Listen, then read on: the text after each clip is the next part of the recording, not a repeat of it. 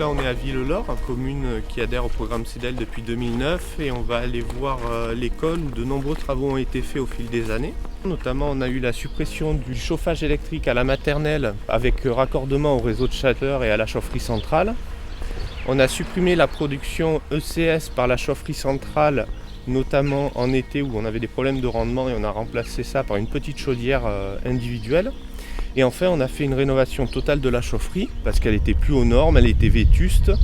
Et donc là, on va voir José, le responsable des services techniques de Villelaure. Donc voilà, dans une classe type où c'était un chauffage au sol électrique. On a condamné le plancher chauffant, c'est-à-dire qu'on l'a débranché électriquement. Et on a mis en place des radiateurs qu'on peut voir ici et ici. Et donc, ils sont raccordés à la chaufferie centrale gaz naturel, ce qui permet de toujours chauffer les bâtiments, mais d'avoir un coût du kilowattheure, c'est-à-dire le prix de l'énergie moins cher pour la même quantité d'énergie consommée, sachant qu'en plus maintenant on peut mieux réguler et le but c'est toujours de faire des économies et d'énergie et aussi des économies financières. Donc maintenant on va aller à la cantine où ils utilisent de l'eau chaude sanitaire, donc ça veut dire que s'ils utilisent de l'eau chaude sanitaire, il faut produire de l'eau chaude sanitaire. Avant que j'arrive, la production de chauffage était assurée par la chaufferie centrale. Le souci qu'on avait, c'est que c'était une chaufferie très puissante qui fait qu'en mi-saison et en été, on faisait tourner une chaudière de très grosse puissance avec un réseau de chaleur très long qui faisait qu'on avait des pertes de rendement et des pertes de réseau très importantes. Alors en période hiver, on avait le réseau de chauffage qui fonctionnait, mais en période estivale, non. Et du coup, il a été décidé pour des questions d'efficacité énergétique de mettre une petite chaudière indépendante pour cette production d'eau chaude sanitaire pour éviter d'avoir toutes ces pertes réseau d'une part. Et vu qu'on avait un peu des difficultés à chauffer la bibliothèque, la puissance qu'on ne mettait pas dans la production ECS de la cantine, elle était redispatchée forcément à la bibliothèque. Donc on a gagné en rendement et en efficacité sur cette action. Tout à fait. Donc là on va voir la rénovation de la chaufferie.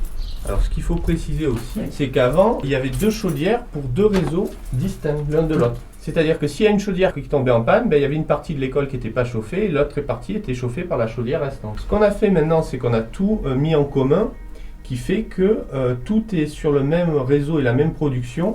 Et si jamais on a une chaudière qui tombe en panne, l'autre peut prendre le relais. Avant, vu que c'était deux réseaux séparés, il y avait une chaudière qui tombait en panne, c'était fini, il n'y avait pas de chauffage.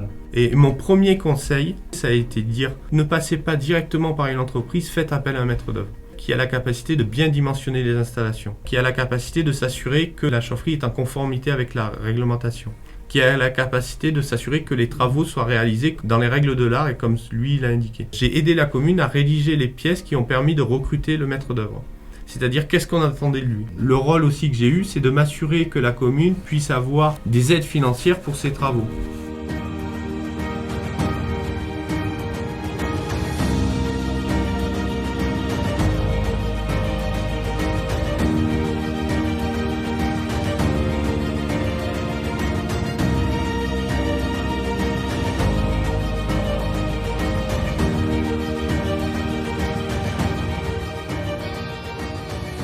Et donc là, on a des panneaux solaires photovoltaïques sur le toit qui ont été faits avec les centrales villageoises. Et donc la commune participe à la transition énergétique, à la production d'électricité verte.